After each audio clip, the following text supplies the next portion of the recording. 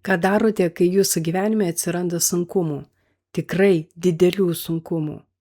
Kai priešais jūs stovi milžiniška problema, o sprendimo nėra. Nuo pat savo autoavarijos dienos turėjau atsakyti į šios klausimus kiekvieną dieną. Ypač per pirmuosius 4 metus, kai turėjau išmokti gyventi be kojų ir su viena veikiančia ranka. O tai pareikalavo ne tik fizinio prisitaikymo, bet ir naujo mąstymo būdo. Laikui bėgant šie iššūkiai mane išmokė kažką svarbaus. Ne tik apie savarankiškumą, bet ir apie tai, kaip mes elgiamės su problemomis apskritai.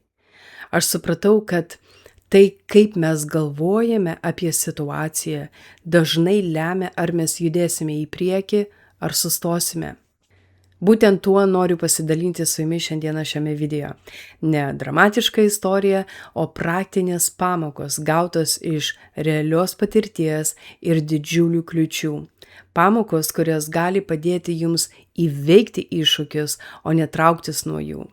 O galbūt netgi padaryti tai, ko anksčiau manėte esant neįmanoma. Kai gyvenau daugiabučiame name, kitame Kalifornijos mieste, turėjau eiti į skalbyklą, kad išsiskalbčiau savo drabužius. Apartamentai turėjo savo specialią patalpą tam. Tad aš sudėdavau nešvarius drabužius į plastikinį maišelį, pakabindavau jį ant vežimėlio šono ir taip eidavau į skalbyklą. Ir šiandieną man tai kelia šypseną, ypatingai kai mano katė Musytė eidavo kartu su manim ir laukdavo manęs, kol aš išeisiu iš skalbyklos. Pakeisti lovos patalynę man užtruko apie 40-50 minučių. Ir vasarinės antklodės pakeitimas, žiemos antklodė užtruko šiek tiek daugiau laiko, bet paprastai pakeisti lovos patalynę man užtrunka apie 45 minutės. Ir žinau, kad tai atrodo beprotiška, kai pagalvoju, kiek laiko man užtrunka lovos patalynės pakeitimas. Aišku, būtų daug lengviau ir greičiau paprašyti draugės pagalbos. Bet jau seniai aš nusprendžiau, kad aš noriu viską daryti pati. Net jei man tekdavo daryti viską kitaip ir tai užimdavo daug daugiau laiko, aš norėjau viską daryti savarankiškai. Žinau, kad mano draugė mielai man padėtų, bet ji buvo darbe, o aš nenorėjau laukti vakaro, kol ji grįžta, nusprendžiau tai padaryti pati. Mano noras viską daryti savarankiškai kyla iš bejėgiškumo, kurį patyriau po autoavarijos. Kai kurie gali tai pavadinti užsispyrimu, bet iš tiesų tai kyla iš mano noro pirmiausia pabandyti padaryti savarankiškai, o tik tada paprašyti pagalbos. Ir tai yra susijęs su tuo, kad po autoavarijos aš negalėjau nieko daryti savarankiškai. Aš negalėjau net apsiversti lovoje ant šono ar atsisėsti iš gulimos padėties. Aš negalėjau persėsti iš lovos į neįgaliojo vežimėlį ar iš vežimėlio į automobilį. Aš negalėjau pati apsirengti, pati susitvarkyti plaukus, pavalgyti, padaryti. Aš negalėjau nieko padaryti ir aš to negalėjau pakęsti. Aš nekenčiau savo priklausomybės iš viso širdies. Ir aš tiesiog negalėjau sulaukti, kada aš vėl tapsiu savarankiška. Dabar, kai girdžiu žmonės skundžiantis dėl dalykų, kuriuos jie turi daryti, žiūriu į juos ir galvoju, jūs net neįsivaizduojate, kokie jūs laimingi, kad galite tai daryti. Būkite dėkingi, kad galite. Jūs galite tai daryti. Daugelis žmonių skundžiasi dėl dalykų, net nepagalvodami, kaip atrodytų jų gyvenimas, jei jie prarastų galimybę daryti tai, dėl ko jie skundžiasi. Aš taip pat buvau tokia, nevertinau daugelio dalykų.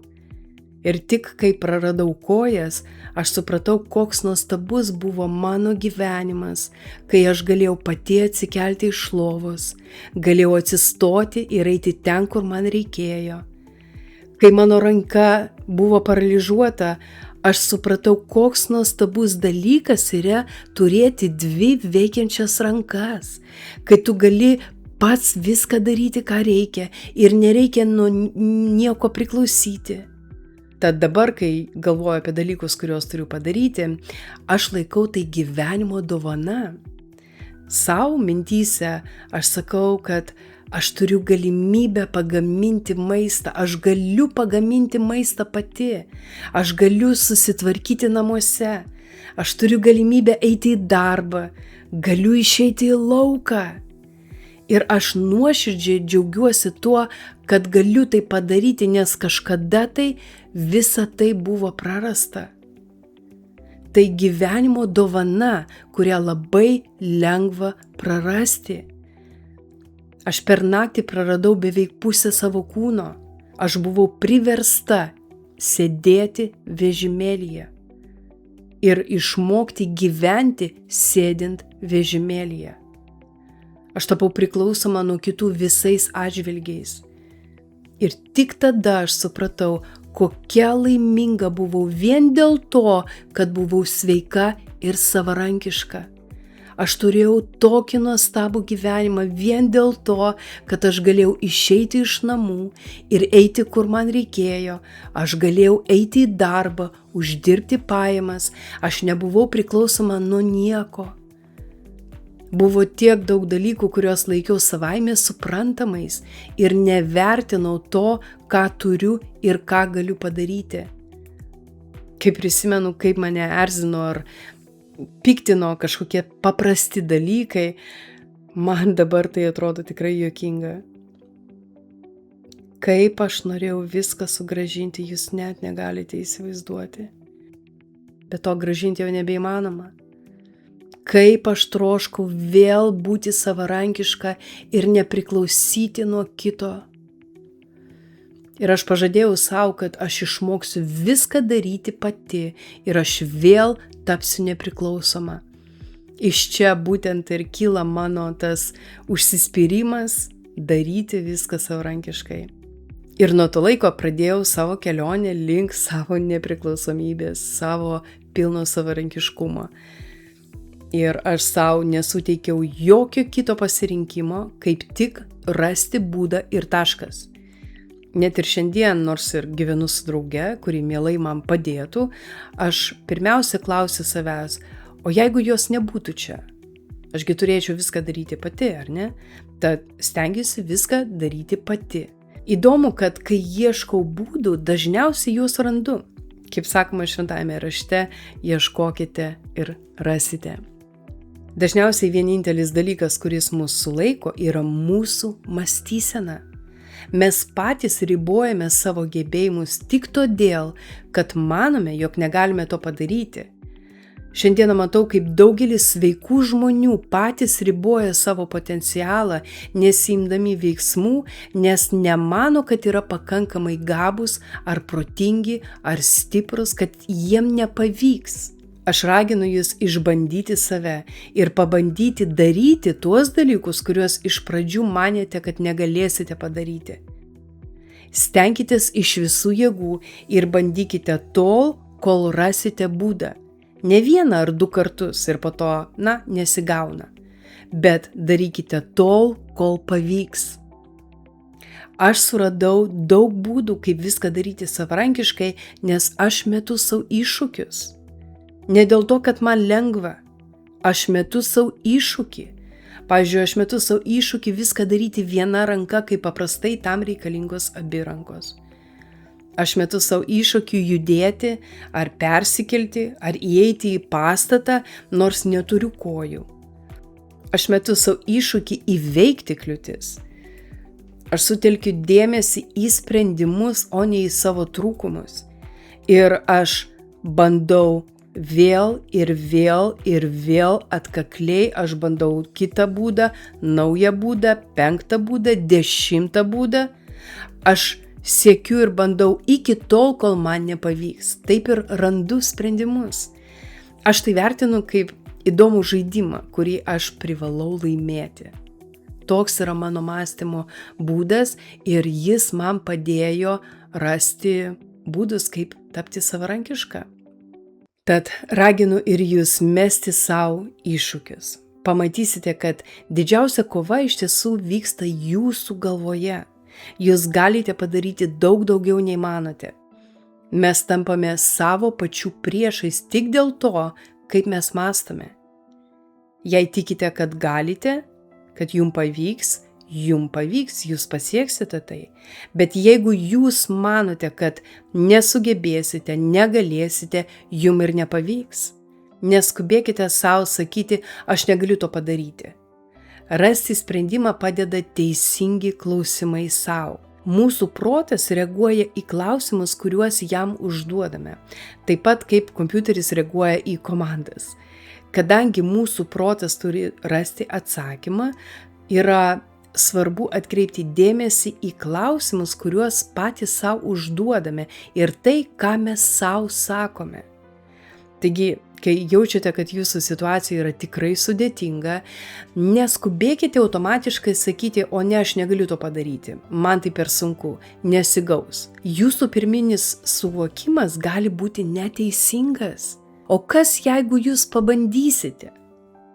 Jūs galite nustebti sužinoję, kad jūs galite padaryti daug daugiau nei iš pradžių manėte. Be to, jei turite fizinio apribojimų, o net ir jei neturite fizinio apribojimų, tiesiog jeigu gyvenime susidurite su iššūkiu, kuris tiesiog atrodo neįveikiamas, natūraliai jūs galite klausti savęs, ar aš galiu tai padaryti, ar man pavyks. Dažniausiai atsakymai bus neigiamas. Aš to nesugebėsiu, tai per sunku, aš nesu pakankamai protingas, nesu pakankamai stiprus, problema per didelė. Aš neįgalus, ne aš negaliu, nesigaus, nepavyks. Taigi, kai žiūrite į situaciją, vietoj to, kad klaustumėte savęs, ar aš galiu, paklauskite savęs, kaip aš galiu, koks yra būdas, koks yra sprendimas, kokia yra išeitis. Užduodami savo kitokį klausimą, paskatinsite savo protą apdoroti klausimą kitaip. Jis neužkirs jums kelio surasti galimybę, bet jis ieškos sprendimo. Klausimą, ar aš galiu, smegenys traktuoja kaip vertinamąjį klausimą, o ne problemų sprendimo klausimą. Kai savo užduodate, ar aš galiu tai padaryti, jūsų protas dažnai iš karto kreipiasi į praeities patirtį, stereotipus, apribojimus ir greitai labai pateiks verdiktą. Bet kai užduodate klausimą, kaip aš galiu tai padaryti, jūsų protas pereina į problemų sprendimo režimą. Jis nustoja vertinti ir pradeda ieškoti. Trumpai tariant, klausimai veikia kaip instrukcijos protui. Kai klausi, ar galiu tai padaryti, smegenys ieško apribojimų. Kai klausi, kaip galiu tai padaryti, smegenys ieško galimybių. Tai skamba labai paprastai, galbūt net per paprastai, bet būtent taip man pavyko tiek daug metų gyventi savarankiškai. Aš taip įveikiau sunkumus, nugalėjau kliūtis ir pasiekiau tikslus, kurie anksčiau atrodė neįmanomi. Kai susiduriu su iššūkiu ar problema, aš neklausiu savęs, ar sugebėsiu tai įveikti. Aš klausiu, kaip galiu tai įveikti, kaip aš galiu išspręsti šią problemą, kaip aš galiu tai savarankiškai padaryti. Ir sutelkiu dėmesį ne į problemą, ne į savo ribotumą, o į sprendimo ieškojimą, į išeities ieškojimą. Ir nesutikiu savo kitos galimybės, kito varianto, kaip tik rasti sprendimą. Aš ieškau iki tol, kol aš jį surasiu. Ir tokiu būdu aš visada jį ir randu. Ir jūs taip pat galite tai padaryti. Aš tapau savarankiška ne todėl, kad viskas buvo lengva. Tapau savarankiška ir pasiekiau neįmanoma, nes atsisakiau priimti atsakymą ne, tu negali, kaip galutinį. Iš esmės viskas priklauso nuo mūsų mąstysenos, kaip mes galvojame apie save ir situacijas, kuriuose atsidurime. Taigi, išbandykite save. Nepriimkite savo apribojimų kaip galutinio nuosprendžio. Įrodykite savo, kad esate pajėgus daug daugiau, nei jūs įtikino jūsų ribojantis įsitikinimai.